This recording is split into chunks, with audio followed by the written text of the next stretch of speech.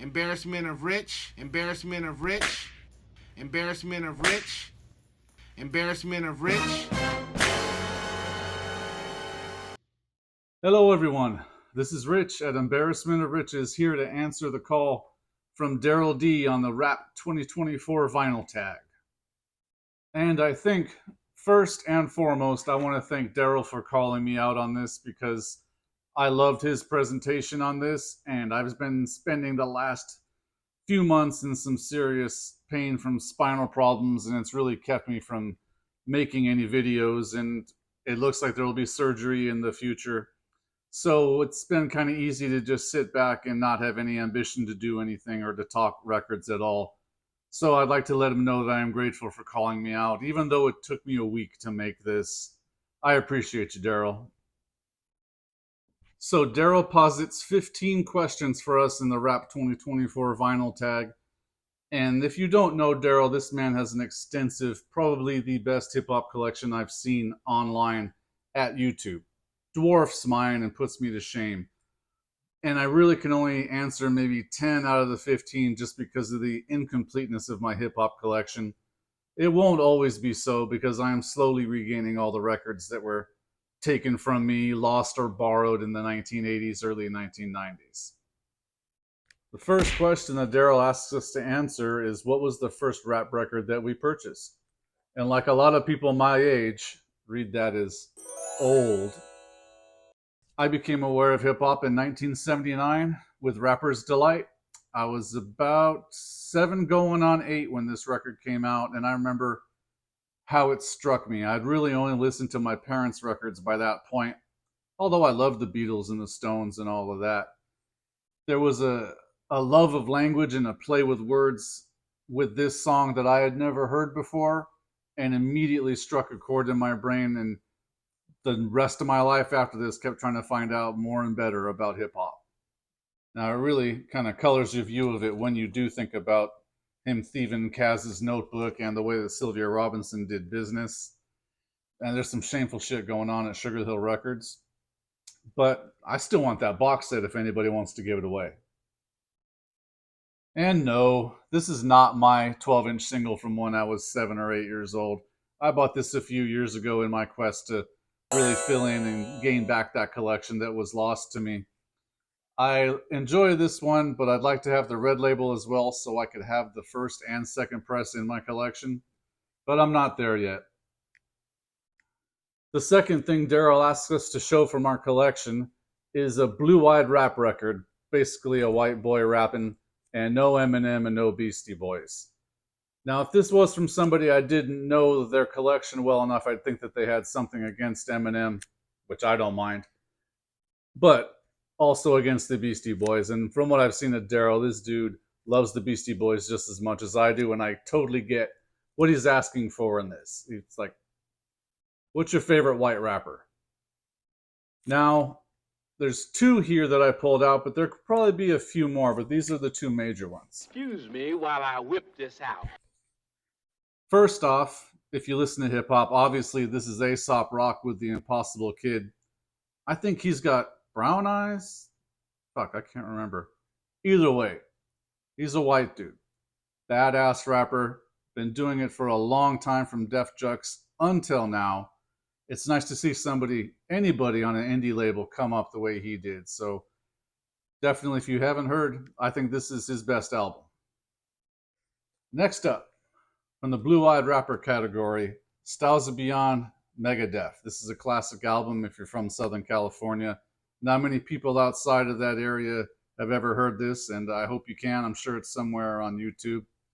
One half of this duo qualifies for the blue-eyed moniker, and that would be the great Ryu.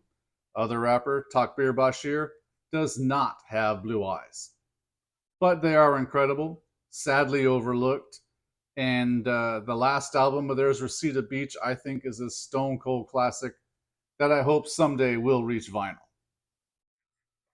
Now, number 3 and 4 I can answer pretty quickly. Number 3 asks us to show a 10-inch hip-hop record from our collection.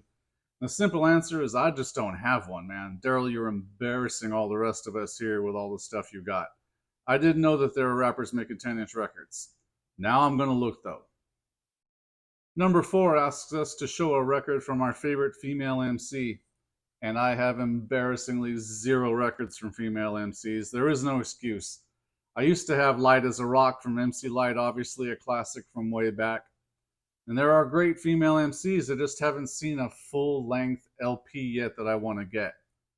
And I'm back after a couple of days off for mobility and technical issues. And number 5, Darrell wants us to answer, what was the most recent rap record that we have purchased? And I had just recently got a couple in the mail, and I figured why not bundle them all together. First and foremost, is Pause 1, Persona Non Grata, some indie hip-hop that I was lucky enough to just be strolling through Bandcamp listening to recent hip-hop drops. And I really liked his style. He's got a good flow. The beats are nice. And this is still sealed. Going to pop this one open. Next up is my umpteenth copy of Radio from LL Cool J. Still seeking that perfect near mint one. I would totally love to buy a sealed one, but haven't found it and can really only imagine what the price would be. But this is one of my favorite records, a very formative record in my youth, and it's one I still listen to. This copy's kind of nice, and it is VG+, so it's very playable, but the quest continues. And here's another one that's a multiple copy purchase because the one I have wasn't all that great. It's Almost Dry from Pusha T.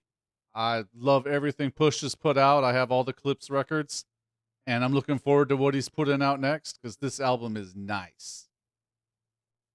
Next up is a thrift store find. The last time I went out thrift store shopping, they seem to undervalue hip-hop, funk, and R&B records, if you can imagine such a thing in southern Pennsylvania. But I did find this, Captain Sky. This might fall under more of an electro-funk pre-hip-hop on record, but it's still pretty enjoyable and kind of bouncy disco funk. I like it, and that suit is on point. And this is one I had not heard before I bought it. These things happen. And last up for the new purchases is Old Jive 12-inch for Schoolie D. I believe this is a white label promo for Smoke Some Kill. And really, if you know hip-hop from the 80s, you're going to know Schoolie D and Smoke Some Kill. This one is pristine. So, aight. Number 6 asks us, what rap record did we buy and then get rid of only to purchase again? I never got rid of anything willingly. Like I said, all of my stuff just kind of flew away from me in the early 1990s, and I've been trying to rebuild ever since then. So yeah, that's one question I can't answer, embarrassingly. Number 7 asks us, what is the most valuable rap record in our collection?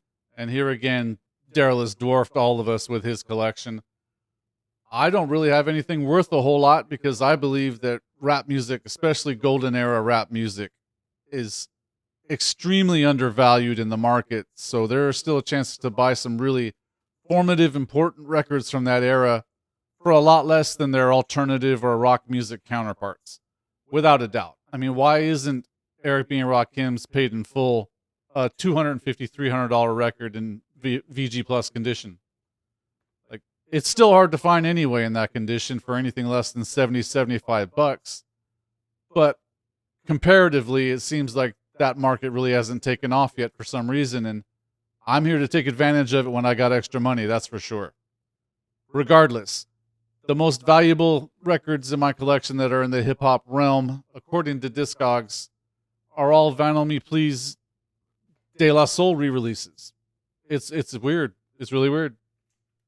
So yeah, Vinyl Me Please De La Soul is dead. Not my favorite album of theirs, but it's still De La. And this will generally run you about $150, $200 if you were to sell it. And nobody seems to be selling, so the value probably will hold at that. And De La again, 3 Feet High and Rising. This one will generally run you $100, $150. Ridiculously. I have an OG. Oh, I should get that because that's worth about $100, $150 too. I have an original pressing that means a lot to me. It's very dear to me. Worth about the same money. Let me go get that. And here it is. My original pressing, De La, 3 Feet High and Rising. This thing is in beautiful, beautiful condition. I was lucky enough to purchase it about 10 years ago for $40, which still seems like a steal because nowadays as I had mentioned, they regularly go for $100, $150. It's getting to be pretty dear to buy one. So I'm glad to have it. It's absolutely one of my favorites, and everybody who knows understands. And I can answer number 8 without taking the answer from number 7 out of my hands.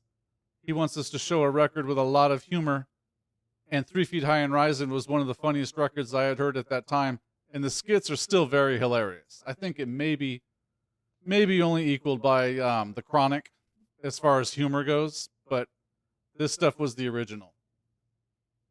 Number 9 asks us, what is the most money we've spent on a rap record? That's probably one I can't show you because I bought it as a gift for a friend and then mailed it to his place, and it was promptly stolen off his porch. It was an OG copy of Balloon Mind State that I got around Christmas for less than I thought it, should be and normally sells for, and I thought this would really surprise him because we're both huge De La fans from way back. We bought the first singles together and everything. And yeah, I had a fucking book in that box too, just right off his porch. So, what's up, San Diego? Number 10, another one I don't have an answer for because he asks us to show an autographed rap record from our collection. I just don't have one, and to tell you, I don't think I've ever even seen one that I believe is authentic. I would probably wait until I could buy one with a certificate of authenticity or something, because you can't trust nobody, right? Number 11 asks us to show what rap records we own multiple copies of. You're going to hold on a second, please. So yeah, question 11, multiple copies of rap records that I own. And I just found I did not do nearly enough prep work for this video, but I can give you a rundown just of stuff that I have right here. I've got probably 3 or 4 of 3 Feet High and Rising. I got a couple OGs and a couple represses.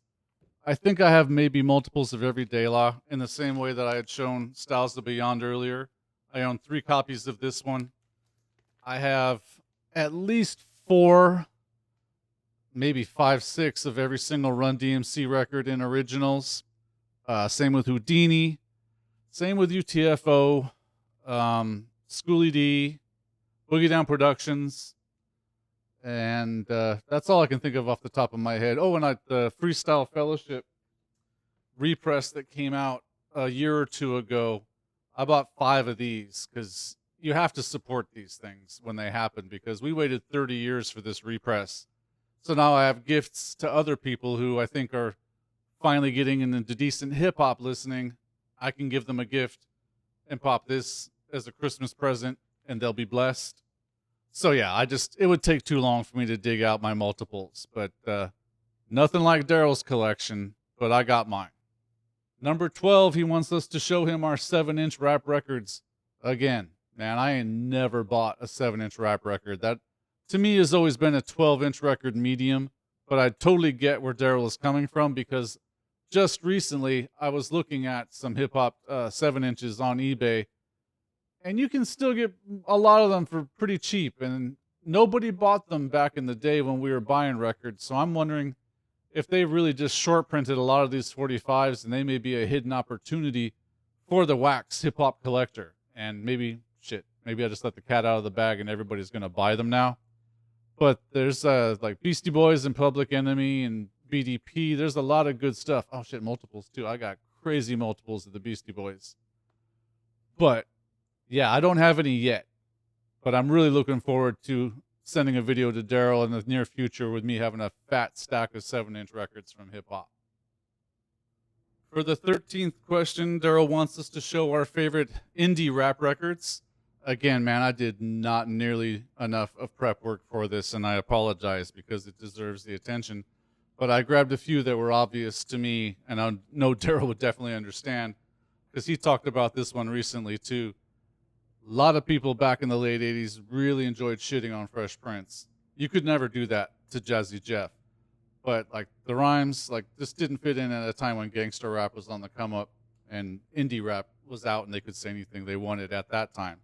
This is early Word Up Records indie DJ Jazzy Jeff and the Fresh Prince. It's the Rock the House album, which still is, to me, one of the most classic hip-hop albums ever.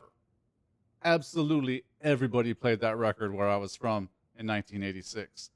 And of course, this is the mystifying King of Rock ripoff cover that their manager made them do. I mean, fucking no imagination on that dude. Like, I know that Jeff and Will really hate this too, but this is indie hip hop. This is what indie hip hop looked like in the late 80s. Dope ass record.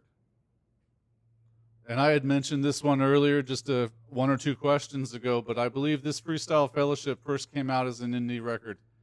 And if you haven't heard it, I mean, absolutely do yourself a favor.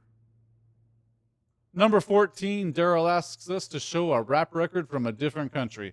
And I need to make this as plain and clear as possible that I barely speak passable English. You're not going to find me catching a rap record from a different country.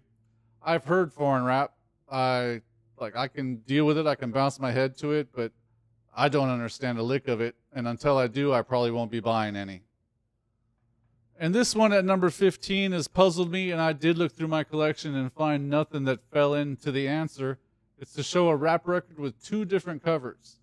And I imagine the only way that's going to happen in a collection as meager as mine is a re-release, having a slightly different cover from the previous. And I found nothing, sadly. And I may absolutely not have that.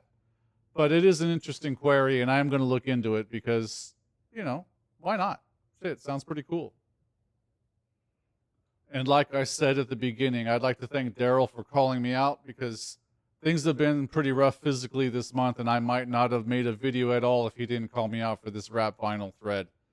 It's very appreciated. I'm glad, and it was nice to see what you did. You got incredible records, Darrell. I'm fitting to check out all the other people who have responded. I saw Vinyl Richie, and of course, Vinyl Richie always does it his own way. That's why we love him.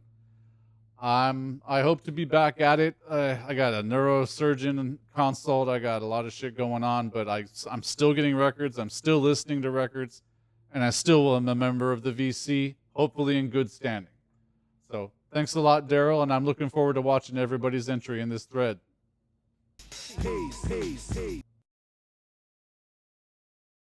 Hey everybody, this is Rich at Vinyl Me fucking what? First off, he wants blah blah blah blah blah. Now this is